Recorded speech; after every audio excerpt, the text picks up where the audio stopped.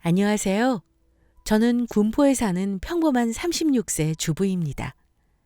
저는 동갑내기 남편과 결혼해 딸 하나를 두고 있어요. 신랑은 평범한 직장인이고요.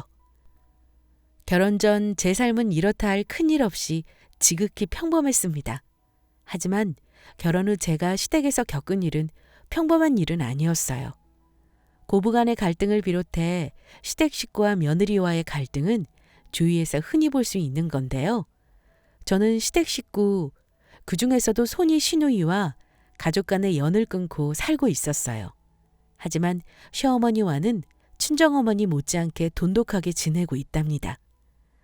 요즘 세상에 돈 앞에서는 부모 형제도 없다 하죠. 하지만 그 일을 제가 겪을 줄은 상상도 하지 못했습니다. 무슨 일이 있었는지 우리 가족 사연 시작해 볼게요. 우선 제 시어머니가 어찌 살아오셨는지 꼭 말씀을 드려야 할 것 같네요. 제 시어머니는 남편이 고등학교 들어갈 무렵 갑작스런 사고로 돌아가셔서 힘들게 신랑과 시누이를 키웠답니다. 그 당시에 남편은 과부가 아이를 키우면서 사는 건 너무 잔인했던 시절이었대요. 시어머니는 넘치지는 못해도 자식 부족하게 키우지 않겠다며 시아버지가 하시던 작은 재봉 공장을 도맡아 밤낮 없이 일하셔서 시누이와 신랑을 대학까지 공부시켰다고 합니다. 정말 갖은 고생 끝에 아들을 대학 공부까지 졸업시키셨고 넉넉하진 않아도 집 한 채를 마련하셨고 노후 준비를 어느 정도는 해놓으셨고요. 그런데 그렇게 애써 키워주신 부모님 마음을 자식은 잘 모르는 것 같습니다. 끊임없이 부모에게 바라기만 하는 게 자식인 것 같아요. 자식 중에서도 부모에게 잘하는 자식이 있는가 하면 이기적이고 자기밖에 모르는 자식이 있다잖아요. 저희 시댁에서는 시누이가 그런 존재였어요. 남편 누나는 저보다 3살이 많은 형님입니다. 이미 일찍 결혼해서 딸도 둘이나 있었고요.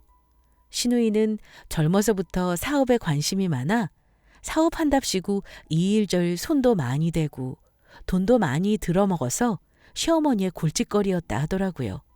제 신랑도 누나 사업 자금으로 보태준 돈이 꽤 되더군요. 그런 시누이가 갑자기 애견 사업을 한다며 또 일을 벌였을 때가 제가 결혼을 하고 1년도 안 되었을 때니 한 3년 전쯤이네요. 제가 남편을 만난 건 직장에서였어요. 저는 졸업하고 첫 직장이었고 남편은 저보다 늦게 들어왔는데 남의 눈을 피해 1년 정도 연애하다가 결혼을 약속하게 되었고요. 결혼 약속 후 양가에 인사를 드렸는데요. 사실 시댁에 첫 인사를 하러 간 날부터 시누이와는 뼛속부터 안 맞는 사람이라 생각했어요. 처음 보는 저에게 나이가 자기보다 어리라면서 바로 반말을 한 건 물론이고 좀 무례한 얘기를 하더라고요. 내 동생이랑 결혼해서 선주 씨는 일 안 하고 집에서 살림만 할 생각하는 거 아니지? 요즘에는 여자들도 밥벌이해야 큰 소리 치고 산다. 나도 사업하는 사람이지만 그 나이에는 웬만한 대기업 월급쟁이보다 더 벌었어. 지금 회사에서 연봉 얼마나 받아? 결혼할 때 얼마씩 돈 보탤지는 이야기해봤고? 대뜸 이러더라고요. 그래서 제가 양관 씨는 제가 살림하기를 원하더라고요. 저희는 큰 욕심 없고요. 남에게 손 벌리지 않을 만큼 벌고 여행 다니며 즐기며 살고 싶어요. 그게 저희 꿈이에요. 물론 아이까지 낳을 때까지는 회사 다닐 거고요.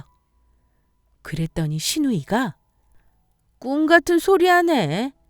엄마가 내 동생 학비된 것만 해도 얼만데. 그것만 따져봐도 둘이 결혼하면 한 달에 엄마한테 생활비 얼마씩은 줘야지. 설마 니들 둘 엄마 생활비 주는 거 생각 안 해본 건 아니지? 결혼하면 신혼집 얻을 돈은 있고? 나 결혼할 때 우리 남편은 돈도 없었는데 다 내가 번 돈으로 했어. 그러니까 내가 아직도 큰 소리 치는 거고. 요즘은 여자들도 시집 올 때 혼수만 딸랑 해오는 거 아니더라. 알다시피 우리 집에서 내 동생 집을 떡하니 사줄 만한 처지가 아니거든? 예비 시누이는 저를 은근히 까내리면서 자기가 얼마나 대단한지를 과시하더군요. 저보다 돈을 잘 버는 능력자라며 거들먹거리는데 제가 바보도 아니고 그런 걸 왜 모르겠습니까? 하지만 기분 나쁜 티를 대놓고 낼 수는 없죠.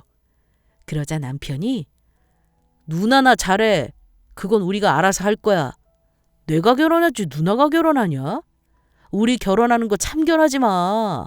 누나는 엄마 노후자금 자꾸 손대지나 말고. 내가 모를 줄 알아? 남매가 저희 눈앞에서 투닥거리자 시어머니가 얼른 말리시더라고요. 둘 다 그만해라. 영애 너는 무슨 소리니? 여기서 그런 소리가 왜 나와? 네가 이해해라. 애가 나쁜 애는 아닌데 성격이 너무 직설적이라 그래. 엄마는 너희만 잘 살면 된다. 우리 서로 부담 없이 그렇게 결혼하는 걸로 하자. 네 친정이나 우리 집이나 형편 비슷한 거 같은데. 엄마는 복잡한 거 싫고 혼수고 예다니고 이런 거보다 너희만 잘 살면 된다. 너희가 생활비 안 줘도 엄마 다 살 수 있으니 그런 신경 쓰지 말어라. 어머님은 참 좋은 분이셨어요. 저희 친정집에서 홀시어머니라 걱정을 많이 했는데 시어머니는 아들 부심 부리지 않고 그저 저희만 맘 편히 살기 바라시는 분이셔서 저도 걱정을 덜었고요. 하지만 손이 시누이와는 첫 만남부터 삐그덕대니 그 후로 시누이 대하는 게 영 불편했죠. 결혼할 때 저는 시어머니와 당분간 합가해서 살 생각도 했지만 남편이 신혼 때는 따로 살고 싶다고 강력히 원하기도 했고 저희 친정에서도 시어머니랑 같이 사는 건 극구 말리시더라고요. 아마 딸 가진 부모는 다 그랬을 거예요. 홀시어머니라는 거에 처음에는 저희 남편을 신랑감으로 별로 안 좋아하셨거든요. 하지만 상견례 후 저희 부모님도 걱정을 더셨어요. 어머니가 인품이 참 좋으신 건 누가 봐도 알 수 있었거든요. 다만 저희 친정엄마가 말씀하시길 선주야, 엄마가 보니 네 시누이 보통이 아니다. 결혼했다고 했지? 결혼했다니 얼굴 자주 볼 일 없어서 다행이긴 하다만 엄마가 걱정돼서 그래. 혹시나 해서 그러는데 너한테 못된 짓 하면 절대 숨기지 말고 엄마한테 말해야 한다. 그리고 되도록 네 신랑 통해서 얘기하고 신랑 없이는 만나지 마. 어른들이 사람 보는 눈이 있다더니 잠깐 만난 상견례 자리에서 저희 엄마는 시누이가 보통 성깔이 아니라는 걸 눈치채셨죠. 어쨌든 얼마 후 저희는 결혼했고 신혼집은 둘이 모은 돈에 대출을 조금 받아 24평 전셋집으로 시작했습니다. 그런데 결혼하고 나니 시누이 얼굴 보는 게 힘들긴 했어요. 아버님 제사나 어머님 생신 같은 가족 경조사에도 바쁘다는 핑계로 항상 다 차리고 음식 먹으려고 할 때 짠하고 나타나곤 했습니다. 하물며 시아버지 제사 때도 제사 지낼 때는 안 오고 제사밥만 얻어먹고 바리바리 싸서 금세 사라졌고요. 얘기 듣기로는 시누이 시댁에도 거의 발걸음을 안 한다고 들었어요. 그래서 시누이 남편과도 사이가 안 좋다고 들었고요. 시누이 하는 짓이 좀 얄밉고 그랬지만 시어머니는 아버지 일찍 잃은 자식들이 가여웠는지 한없이 넓은 마음으로 자식들을 이해하셨죠. 그런 시누이를 저도 이해하려고 노력했고 그래도 얼굴을 맞댈 수 있는 사이를 유지하기 위해 일방적으로 참으며 애썼다고 생각합니다. 그러다가 한 가지 사건이 생겼어요. 결혼하고 나서 몇 달이 지났을 때의 일인데요. 다음 날 신우에게서 한 통의 전화가 왔습니다. 올케, 내가 할 말이 좀 있는데 잠깐 나올 수 있어? 저는 남편 없이 신우이를 만난 적도 없고 만나고 싶지도 않았습니다. 하지만 거절하면 저한테 어떤 막말을 할지 후폭풍이 무서웠죠. 그래서 네, 어디서 만날까요? 하고 물었더니 신우이는 내가 지금 바로 집으로 갈게. 집에 있도록 해. 그리고 30분도 채 지나지 않아 신우이가 왔습니다. 급하게 온 걸 보니 뭔가 중요한 걸 말하려나 보다 짐작은 했어요. 그런데 갑자기 한다는 말이 올케, 내가 앞으로 엄마 모시려고 하는데? 이러는 겁니다. 저는 깜짝 놀라서 갑자기 왜요? 어머니가 혼자 계신 게 적적하실까 봐요? 제가 일주일에 2번은 들여다보는데요. 너무 걱정 마세요. 하고 대답했죠. 난데없이 혼자 살고 계신 어머니를 자기가 모시겠다는데 솔직히 무슨 꿍꿍이가 있는 게 아닌가 생각이 들긴 했어요. 시누이는 아니 그런 게 아니라 실은 내가 새로운 사업을 시작하는데 자금이 좀 부족해서 그래. 근데 엄마 혼자 그렇게 계시느니 내가 우리 집에서 모시고 살면 엄마도 좋으실 것 같고 밤새 안녕이라고 노인네들 하룻밤새 무슨 일이 생길 수도 있는 거잖아? 나도 엄마가 같이 살면 애들도 봐주시고 살림도 좀 해주시고 하면 내 일에만 집중할 수 있고. 이러더군요. 저는 어머니랑 신랑은 알고 있어요? 제가 먼저 들을 이야기는 아닌 것 같은데요?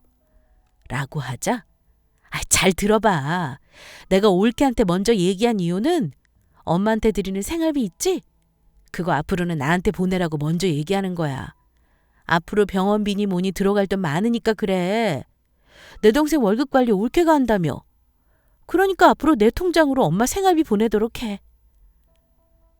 대뜸 어머니를 모실 테니 어머니께 붙이던 생활비를 자기한테 붙이란 소리를 저는 그건 나중 문제인 것 같고요. 일단 같이 사실 분은 어머님이시잖아요.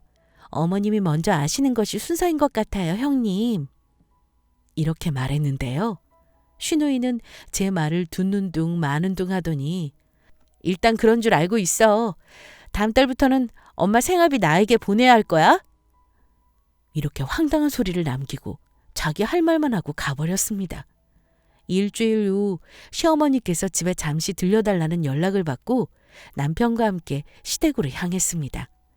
이야기를 들어보니 시누이가 새롭게 사업을 시작한다며 어머니 돌아가실 때까지 자기가 모실 테니 어머니 소유의 집을 팔아 사업 자금을 대달라고 어머니를 찾아와 설득했더군요. 그 말을 들은 남편이 결사반대했습니다.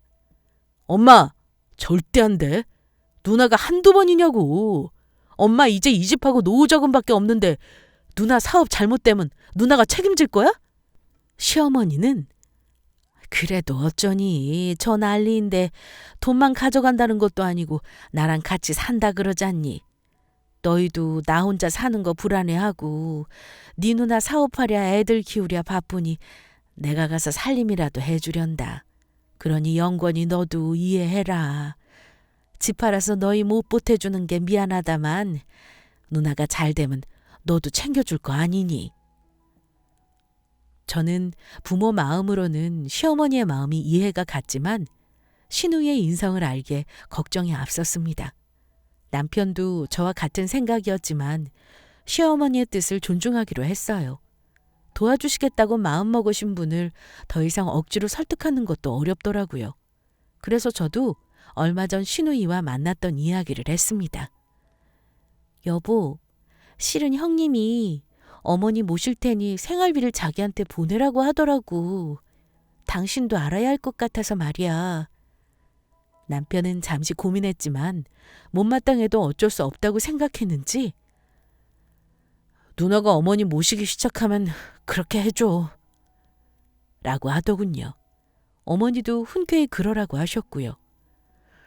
그런데 이상하게 제 마음은 불안하더라고요.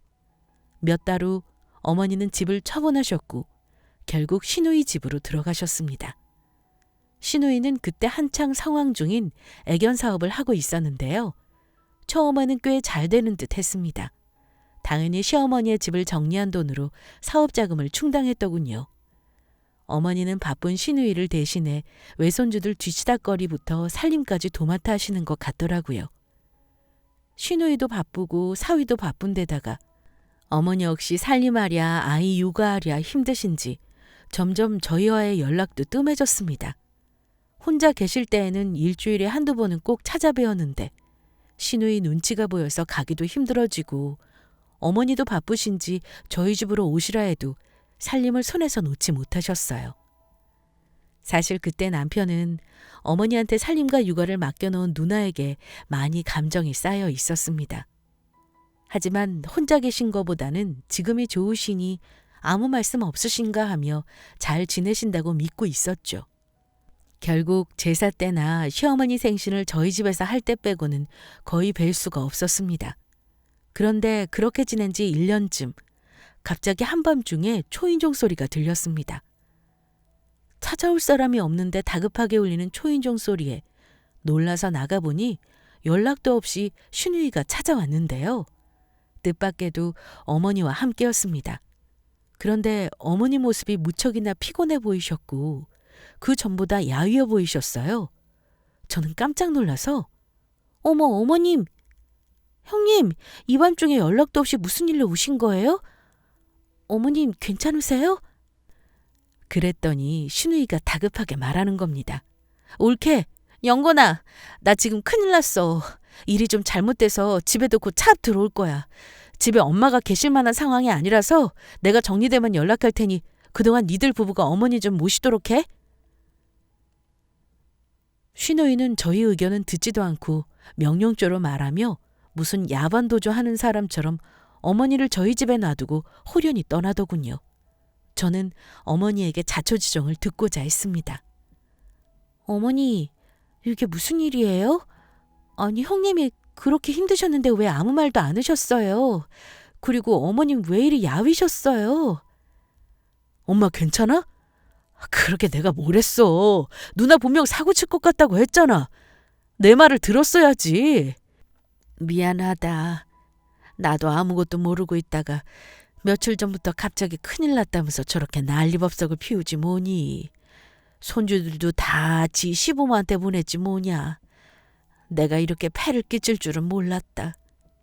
어쩌면 좋니. 이 황당한 상황에 저도 신랑도 할 말을 잃었습니다. 다음 날부터 슈누이는 연락이 되지 않았고 집에 찾아가 보니 이미 집도 내놓은 상황이더군요. 알고 보니 시어머니가 집 파신 돈과 조금이나마 모아두신 노후자금도 이미 슈누이 밑으로 들어간 후였습니다. 어머니는 괜스레 매일 저희 눈치를 보셨고 신랑은 너무 화가 나서 매일같이 누나의 행방을 수소문했지만 전혀 알 수 없었어요. 어쩌겠습니까? 어머니를 모실 수밖에 없었죠. 그때 제가 큰아이를 임신 중일 때였어요. 어느 며느리가 시어머니를 모시는데 편한 마음으로 모시겠습니까? 하지만 어머니가 살 집을 따로 마련해드릴 형편이 안 되기도 했고 어머니가 너무 안쓰러워 모시고 살기로 마음을 비웠죠. 아마 어머니도 많이 힘드셨을 겁니다. 졸지에 가지고 있던 집도 없어지고 돈도 없이 아들의 집에 얹혀 사는 신세가 되셨으니 그 마음이 오죽하셨을까요? 어머니는 저희랑 함께 계시면서 출산을 앞두고 있는 저를 대신해 살림도 해주시고 음식도 도맡아 해주셨어요. 뭐 불편하다고 생각하면 한없이 불편한 것이 시어머니와 며느리라는 관계인데요. 저는 마음을 비우고 편히 대하리라 생각했어요. 어머니한테 이것저것 먹고 싶은 것도 해달라고 조르고 하면 어머니는 오히려 기뻐하시면서 해주셨고요.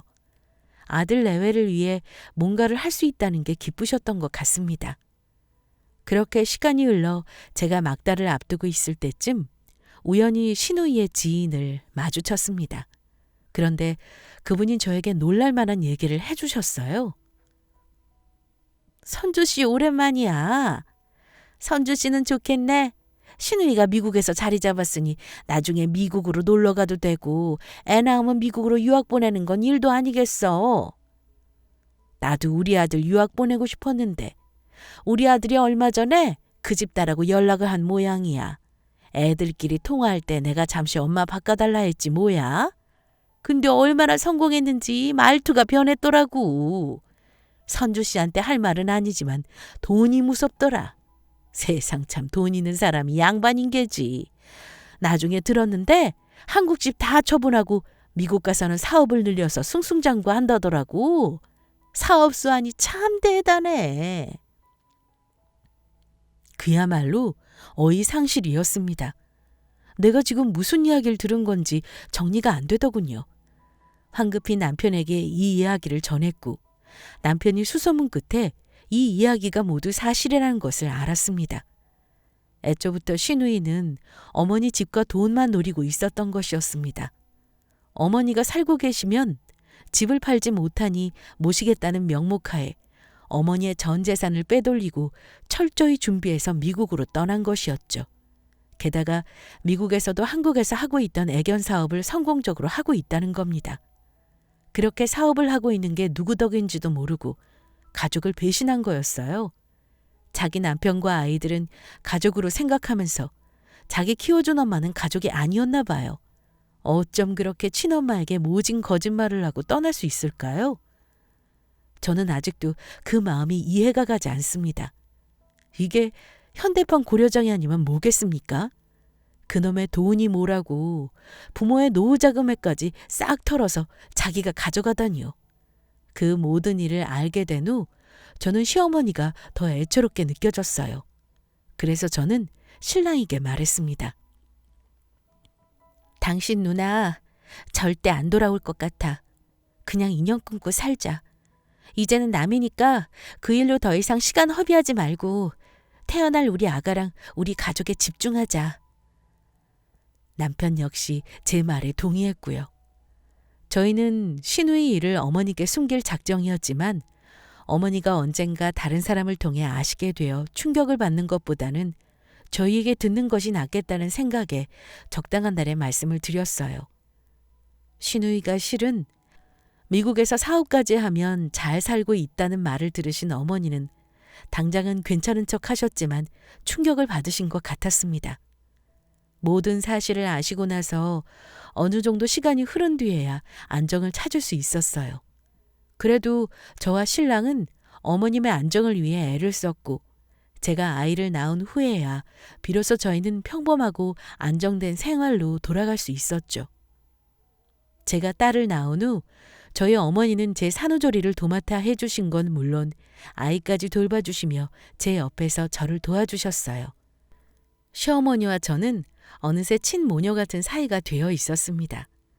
어머니도 제가 한사코 말려도 저 힘들다며 집안일도 도와주시고 제가 좋아하는 음식도 항상 만들어주셨어요.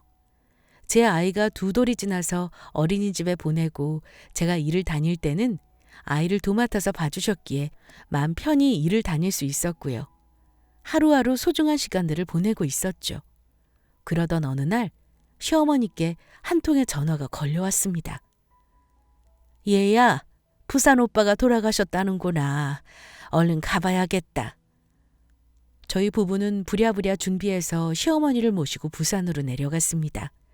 시어머니의 친오빠, 그러니까 남편의 외삼촌께서는 부산에서 운수업을 하신 사업가세요. 그런데 결혼도 하지 않으시고 자식도 없으신지라 저희 남편이 상주가 되어 장례를 치렀습니다. 장례를 마치고 유품 정리를 하는데 시 외삼촌의 회사 고문 변호사님이 연락을 주셨습니다. 고인이 남긴 상속 재산이 있으십니다. 배우자랑 자녀가 없으신지라 형제분이 고인이 생전에 사회에 환원하기로 한 재산 말고 유류분 상속을 어머님이 받으시게 되었어요. 10억 정도 됩니다. 축하드립니다. 필요한 서류 안내해 드릴 테니 상속 절차 진행하시면 됩니다. 외삼촌이 자식도 없고 다른 가족도 없기에 유산 상속을 저희 시어머니가 받게 되었던 거죠. 그것도 자그마치 10억이나요. 시 외삼촌께서는 젊은 나이에 과부가 돼서 자식들 뒷바라지 하느라 고생한 시어머님이 안쓰러워 노후에 편히 쓰다 오라고 남겨주신 거였어요.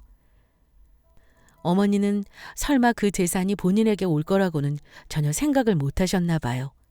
1년에 몇 번 연락도 못 했는데 유일한 혈육인 오빠가 죽을 때 같이 있어주지도 못했다면서 그 재산을 어찌 받겠냐고 슬퍼하셨습니다. 하지만 법적으로 정당한 상속인이자 유류분 상속을 받을 대상자였기에 어머니가 상속을 받은 건 당연한 일이었고요. 솔직히 저 그때 너무 기뻤습니다. 어머니가 시누이에게 뜯긴 아파트와 노후 자금은 거의 8억에 가까웠어요. 그때 어머니는 괜찮다고 하셨지만 옆에서 보는 제가 화병이 생길 정도인데 어머니는 속이 어떠셨겠어요. 시누이에게 뜯긴 돈 메꾸고도 여유자금이 생겼다고 생각하니까 제 화병이 다 없어지는 것 같았죠. 제 남편이 어머니 혼자 사는 게 편하시면 앞으로 편하게 사실 집 마련하셔도 되고요. 저희랑 계속 살고 싶으시면 저희는 이대로도 좋아요. 어머니는 내가 있어야 니들이 맘 편히 직장 생활할 거 아니니 아직 손녀도 어린데 내가 봐줘야지. 어머니는 아직 어린 손녀가 마음에 걸리셨는지 같이 사는 걸 원하셔서 저희는 아무런 변화 없이 어머님이 상속받으신 후에도 함께 지냈습니다. 어머님이 상속받은 돈으로 사회복지단체에 한 달에 한 번씩 기부금을 내신다는 것만 알 뿐 어머니 돈에 대해서는 일절 언급하지 않았어요. 저희도 얼마 후 어머니와 함께 살 넓은 집으로 이사갈 계획이었어요. 어머니는 제가 한사코 거절해도 조금 보태라며 생활비를 보태셨고 저는 그런 시어머니에게 감사한 마음으로 더욱 잘하게 되었고요. 근데 세상에 돈이 다는 아니더군요. 연세도 있으신지라 친오빠가 돌아가신 게 조금은 충격이셨는지 편찮으신 날도 잦아지셨습니다. 오빠일 뿐이셨을까요? 딸에게 받은 충격은 더하셨겠죠. 그래도 어머님이 잘 이겨내실 거라 믿으며 잘 지내고 있던 어느 날이었습니다. 난데없이 울리는 초인종 소리와 귀에 익은 목소리가 우리 가족의 평화를 깨뜨렸죠. 올케! 문 열어, 나야! 바로 잊고 지내던 신우이의 목소리였습니다. 다행히 일요일이어서 남편도 있었기에 남편이 문을 열었죠. 놀라긴 남편도 마찬가지였어요. 남편은 네가 어디라고 여기를 찾아와? 당장 꺼져. 야, 이게 어디 누나한테 반말을 찍찍해? 야, 엄마 어디 있어? 엄마 저 왔어요. 저는 너무 황당했죠. 어머니가 자기를 반길 거라 생각했는지 아주 반가운 목소리로 어머니를 부르더군요. 근데 시어머니의 반응에 저는 한 번 더 놀랐습니다. 네 년이 어디라고 여길 찾아와? 당장 나가라. 너 같은 딸 나도 없는 셈 친지 오래다. 저희 시어머니는 굉장히 온화하신 성격으로 욕하시는 걸 한 번도 들어본 적이 없는데요.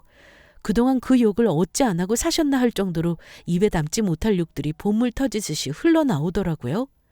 신우이는 엄마 왜 그래? 내가 힘들어서 잠시 여기 계시라고 한 거지. 그냥 엄마를 나 몰라라 하고 살 줄 알았어? 이렇게 다시 모시려고 왔잖아. 나한테 도대체 왜 그러는 거예요? 엄마 얼른 이제 우리 집으로 가자. 나랑 살아야지. 손주들도 보고 애들도 할머니 보고 싶다고 난리야. 근데 내가 급하게 나오느라 아직 집을 못 구해서 지금 임시로 오피스텔에 월세 내고 있거든. 엄마가 나 돈 조금만 주면 집 얻을게. 엄마랑 살려면 적어도 방 4개는 있어야 하잖아. 나 엄마 돈 받은 얘기 다 듣고 왔어. 시어머니는 신우이 말을 듣더니 인연이 끝까지. 네가 어디서 무슨 소리를 듣고 왔는지는 모르겠지만 너한테 줄 돈 이제 한 푼도 없다. 네가 내 노후 자금까지 다 털어먹고 너네 가족만 잘 살겠다고 나 버리고 떠나놓고 뭐가 어째? 같이 살 테니 돈을 내놓아라? 그게 지금 네가 할 소리니? 난 너 같은 딸 둔 적 없다. 내 딸은 우리 며느리야.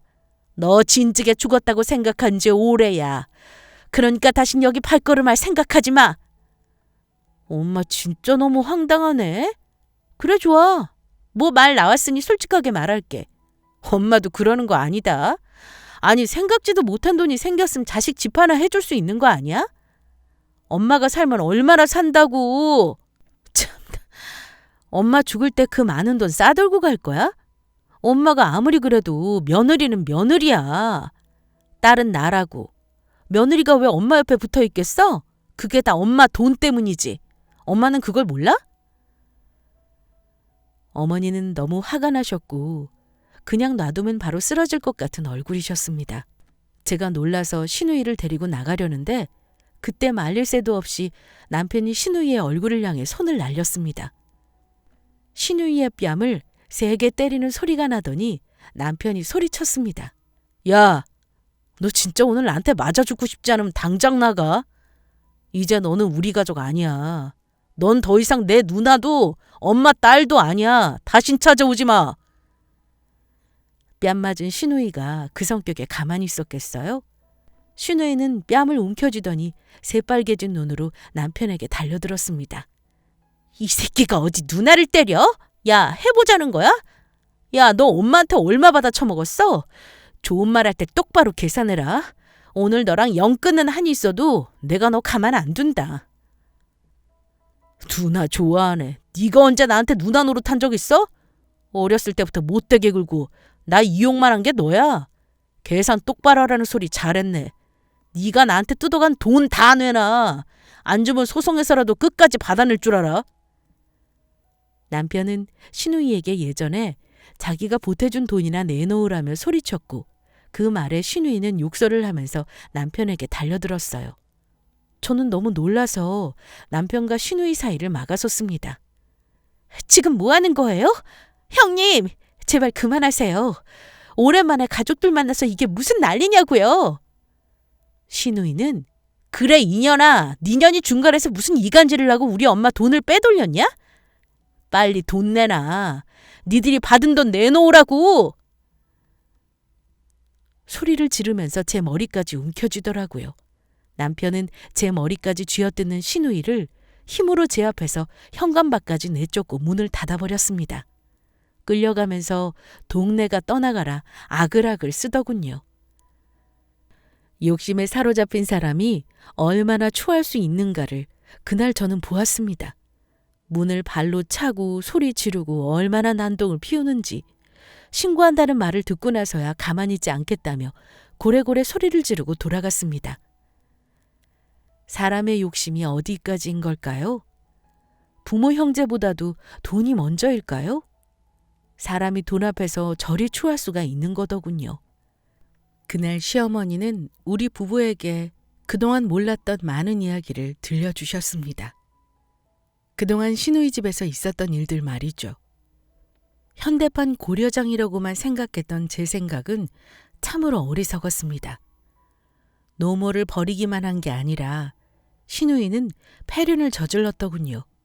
한마디로 폭력만 휘두르지 않았을 뿐 학대와 언어폭력에 가까운 대접을 받으셨더라고요.